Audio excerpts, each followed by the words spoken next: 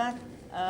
આજની પ્રેસ વાર્તામાં ઉપસ્થિત મહિલા કોંગ્રેસના પૂર્વ પ્રમુખ અને અહીંયાના કોર્પોરેટર રહી ચૂક્યા છે એવા ગાયત્રીબા વાઘેલા, યુથ કોંગ્રેસમાંથી જે કાર્યરત છે અને એક્ટિવ છે એવા આપણા વૈશાલીબેન, મયુરીબેન તેમજ પ્રેસના ભાઈઓ. આજની જે પ્રેસ વાર્તા છે, આમ તો એક મહિલા તરીકે આજે પ્રેસની વાર્તા કરવી પડે અને જે સપના મહિલાઓએ ગુજરાતમાં કે ભારત દેશની મહિલાઓએ જોયા હતા એ સપનાઓને કોંગ્રેસ નહીં, ભારતીય જનતા પાર્ટી તોડી રહી છે.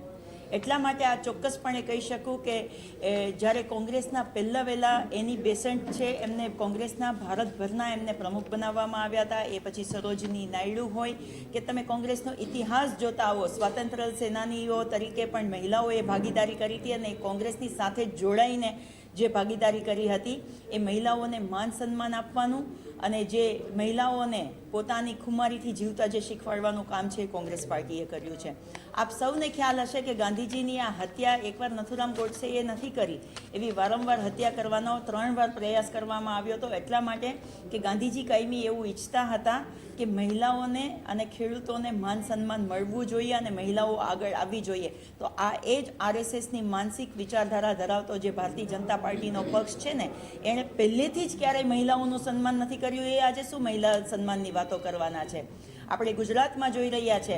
આ રાજકોટ જિલ્લામાં આજે પ્રેસ કરી રહી છું ત્યારે મારે એટલા માટે કહેવું છે કે આટકોટમાં 6 વર્ષની માસૂમ દીકરી સાથે નિર્ભયા કાંડ જેવો બનાવ બન્યો હતો અને આ ગુજરાતની અંદર આવા બનાવ બને છે ને, એ પણ આપણા માટે દુઃખની વાત કહેવાય. કેમ કે ગુજરાતનો એક એવી અસ્મિતા ગણાય કે ગુજરાતમાં રાતે 2 વાગે પણ દીકરી બહાર નીકળે ને તો આવા કોઈ પણ બનાવો બનતા ના હતા. કાલે પ્રધાનમંત્રીજીએ આવી અને એમણે કહ્યું કે 8:30 વાગે હું સંબોધન કરીશ દેશને. લોકોને કંઈક આશા હતી કે કંઈક એવું સંબોધન થશે કે જેથી કરીને દેશ હિતનું હશે, પણ એ સંબોધનમાં માત્ર ને માત્ર ભારતીય જનતા પાર્ટીનો પ્રચાર હતો. હું તો કહું છું કે એમાં પ્રધાનમંત્રીજી ઉપર પણ કેસ થવો જોઈએ, કેમ કે એમણે ત્યાં આવી અને માત્ર ભારતીય જનતા પાર્ટીનો પ્રચાર કર્યો છે અને કોંગ્રેસ પાર્ટીને કોસવાનું કામ કર્યું છે. 1024 વાર કોંગ્રેસ કોંગ્રેસ કોંગ્રેસ નામ બોલ્યા છે. પણ મારે કહેવું છે કે પ્રધાનમંત્રીજી હવે બોખલાઈ ગયા છે, કેમ કે એમની પાસે કોઈ મુદ્દો નથી રહ્યો. કોંગ્રેસને કોસવા સિવાયનો મુદ્દો નથી રહ્યો, કેમ કે જે કોંગ્રેસે આ દેશને આપ્યું છે, જે નારી શક્તિને આપ્યું છે, એ ક્યારેય ભારતીય જનતા પાર્ટી નહીં આપી શકે. આજે ગર્વથી હું કહી શકું છું કે આજે એક મહિલા હોવા છતાં પણ ગુજરાતના સેવાદળના અધ્યક્ષ તરીકે મને બનાવી છે અને મને એમની પૂરેપૂરી જિમ્મેદારી આપી અને ગુજરાતભરમાં જવાનો મોકો આપ્યો છે. મને આરએસએસનું એક એવું સંગઠન તો બતાવો કે જ્યાં મહિલાઓને કોઈ માન સન્માન મળતું હોય. આજે જે મહિલા અધિનિયમની વાત કરી રહ્યા છે, કોંગ્રેસ પાર્ટી મજબૂતીથી 2023માં ભારતીય જનતા પાર્ટીની જ સરકાર હતી અને કોંગ્રેસ પાર્ટી અને તમામ વિરોધ પક્ષના નેતાઓએ સાથે મળી અને એ બિલને મંજૂરી આપી હતી અને કહ્યું હતું કે તાત્કાલિક લાગુ કરો. પણ ભારતીય જનતા પાર્ટીની જો સારી મંશા હોય તો 2024માં સુધીમાં એ બિલને લાગુ કેમ ના કર્યું? અને અત્યારે ટીએમસી, ડીએમકે, કાલ આપ સૌએ પણ એ સંબોધન જોયું હશે, કેમ કે તમિલનાડુમાં ઇલેક્શન ચાલે છે, બંગાળમાં ઇલેક્શન ચાલે છે અને એમનો ફાયદો લેવા માટે જો બિલ પાસ કરવામાં આવતું હોય તો વિપક્ષ કોઈ દિવસ સાથે નથી. એમાં વિપક્ષની માંગ છે કે તમે આ બિલને અત્યારે જ, અમે એટલા માટે અત્યારે પણ સમર્થન આપવા માટે તૈયાર છે, જો તમે આ બિલને તાત્કાલિક રૂપે લાગુ કરો અને 33% જે મહિલાને અનામત આપવાની વાત છે એ અનામત આપો તો. પણ એ લોકોની શરતો છે. મહિલાઓને ખાલી બિલ પાસ કરી અને મહિલાઓના વોટ લઈ લેવા છે, પણ એ શરતો લાગુ કરી દીધી છે કે સીમાંકન થશે અને વસ્તી ગણતરી થશે પછી અમે આ બિલને લાગુ કરશું. એનો મતલબ એ છે કે જેવી રીતે પ્રધાનમંત્રીજીએ ગુજરાતમાં એવું કહ્યું હતું કે મારી બહેનો, તમને પ્રોબ્લેમ થાય તો તમે મને પોસ્ટકાર્ડ લખજો, ₹1ના પોસ્ટકાર્ડમાં હું તમારી સાથે પહોંચી જઈશ.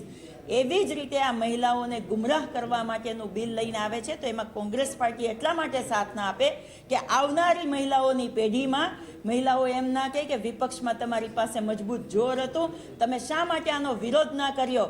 તમે જો વિરોધ કર્યો હોત તો આજે મહિલાઓને આ ભોગવવું ના પડે. એટલા માટે કોંગ્રેસ કહી રહી છે. આપણે સૌને ખ્યાલ છે કે અત્યારે તાલુકા પંચાયત, જિલ્લા પંચાયતમાં 50% મહિલાને અનામત મળે છે અને એમાં પણ ઓબીસી અનામતની જ્યારે વાત આવી હતી ત્યારે આ જ ભારતીય જનતા પાર્ટીએ એમનો વિરોધ કર્યો હતો કે ઓબીસી અનામતને કાઢી નાખવાનું છે, ઓબીસી માટેના આંદોલનો થયા, વિરોધ પક્ષે આંદોલન કર્યા કે બધાને એમનો હક મળવો જ જોઈએ, અને આજે ચૂંટણી મોડી આવી છે એનું પરિણામ એ છે કે જ્યાં સુધી હાઈકોર્ટે ફટકાર ના લગાવી ત્યાં સુધી આ સરકાર ના માની અને આજે ફરીથી અનામત મળ્યું છે ત્યારે આપણે જોઈએ છે કે સ્થાનિક સ્વરાજની ચૂંટણીમાં મહિલાઓનું કેટલું બધું આજે મહત્વ થયું છે. ઓબીસી મહિલા હોય તો ત્યાં ઓબીસી મહિલા જ ફોર્મ ભરી શકે, એસસી મહિલા હોય તો એસસી મહિલા કે એસટી મહિલા હોય તો એસટી મહિલા જ ફોર્મ ભરી શકે. એટલા માટે કોંગ્રેસ પાર્ટી કહી રહી છે કે તમે મહિલા અનામત બિલમાં 33% અનામત એટલા માટે આપો કે આજે વિધાનસભામાં 33% મહિલાઓનું અનામત છે, પણ આપણે 33% સંખ્યા નથી જોતા. આપણે લોકસભામાં પણ 33% અનામત છે, પણ ત્યાં આપણે 33% મહિલાઓની સંખ્યા નથી જોતા. જો ફરજિયાત 33% ઓબીસી એસસી એસટી અનામત દેવામાં આવે તો ફરજિયાત એ મહિલાઓનું સ્થાન ત્યાં મળે, અને એ મહિલાની આ ગામડાની આપણી કોઈ છેવાડાની મજબૂત બેન હોય ને તો એ પણ બાકી ના રહી જાય ને એમને એમનો ન્યાય અને અધિકાર મળે. એમના માટેની કોંગ્રેસની વાત છે.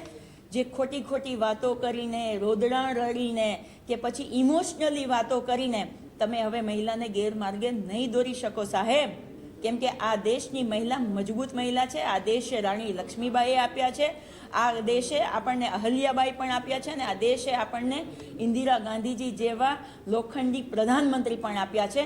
એટલે કોંગ્રેસ પાર્ટીની આજે પણ માંગ છે કે તમે 2023 વાળું બિલ રજૂ કરવા માંગતા હોય તો આજે પણ વિરોધ પક્ષના તમામ લોકો તમને સાથ આપી અને એ બિલને મંજૂરી આપશે, પણ એમાં કોઈ પણ શરતો ના થવી જોઈએ. મહિલાઓને આજ અને અત્યારથી ફાયદો થવો જોઈએ, કેમ કે તમારા બિલમાં 2029માં લાગુ થશે કે 32માં લાગુ થશે કે 34માં થશે કે 36માં થશે, એમાં કોઈ સમય મર્યાદા રહેતી નથી, જેથી મહિલાઓને ન્યાય મળતો નથી. એટલે કોંગ્રેસ પક્ષ મજબૂતીથી મહિલાઓના પક્ષે ઊભેલી છે, અને અત્યારે ને અત્યારે જો તમે એ બિલને લાગુ કરી શકતા હોય તો તમારી સાથે છે, બાકી એનો વિરોધ અમે કરીશું.